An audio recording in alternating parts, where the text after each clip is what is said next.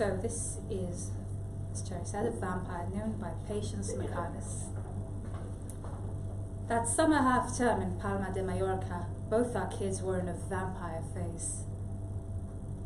Lucy, just 16, was obsessed by the Twilight Saga with its repressed sexuality, Robert Pattinson's pale face and beautiful haunted eyes.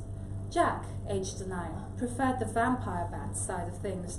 Transformation, superpowers, gory fangs. Apparently it was one of the hottest tunes on record. Our apartment had no air conditioning, was surrounded by taller buildings, and faced south. So we sweated all night and headed out each morning to seek shade and sea breezes. As we processed down the baking avenida with our beach gear, cool bag, sunscreen and parasols, Gerald warbled, "Mad dogs and Englishmen go out in the midday sun." Funny how that works. With a Noel Coward lilt, which was his way of reminding me how badly I had screwed up with my choice of apartment. Lucy and Jack were unfazed. They slept well in spite of the heat, and the beach suited them perfectly. Most days we were there by 10 a.m. and spent our time in and out of the sea, fetching ice creams and drinks, reading, snorkeling, having goes on banana boats.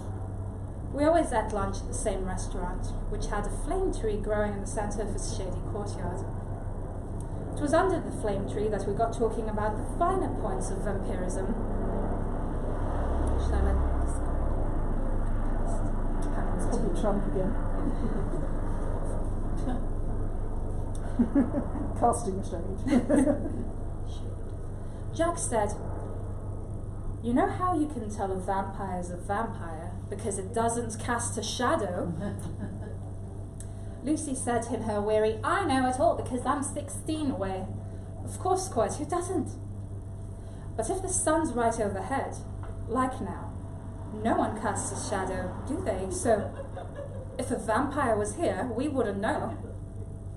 Lucy's eyes flickered for a moment, but she said with a contemptuous laugh, "Of course we know, because as soon as the sun hit him, he'd melt." "Suppose he had protection," Jack persisted. "A long cloak, big gloves, big hat." Gerald, who was a teacher and always turned conversations in an educational direction if he could, began to explain about cloth not giving total protection from UV rays, but then the calamari and chips arrived and we were busy for some time. It was during dessert that Jack looked up from his Knickerbocker glory and cried, "There's a vampire! See him!" Across the road, under a plane tree, a huge gleaming motorcycle just pulled up. The rider swung his leg over the back of the bike and moved into a patch of sunlight. He was tall, and in spite of the 40-degree temperature, was wearing a serious biker kit. Full-face helmet, black leathers, boots with silver buckles, big black gauntlets. He cast no shadow. Lucy and Jack stared at him, wide-eyed. Gerald, who had once owned a 250cc Suzuki and had never quite got over missing it, eyed the shiny monster bike with desire. I thought, what a stupid poser the man was. A girl who had been sitting at a table in the corner of the courtyard then got up and walked past us towards the entrance gateway. I don't know why we hadn't noticed her before, perhaps Gerald had and pretended not to, because she was wearing something short and white and diaphanous, more like a negligee than a sundress, and her skin had the kind of paleness you'd really have to work hard at in Mallorca, in one of the hottest dunes on record. She walked across the road to the motorcyclist, who stood at least a foot taller. I thought he would remove his helmet and embrace her, but instead he turned back to the bike, straddled it, and waited, without looking round. The girl climbed on, gracefully side-saddle, and put her white hands on his waist. He kicked the motorcycle into life, pushed off from the curb, and they were away, with a deep virile thrumming like a bass note among the street sounds that hot afternoon. White fabric fluttered around white legs as they turned the corner. Watching my family watching them disappear, I knew without a wisp of a doubt what was going on in the mind of each.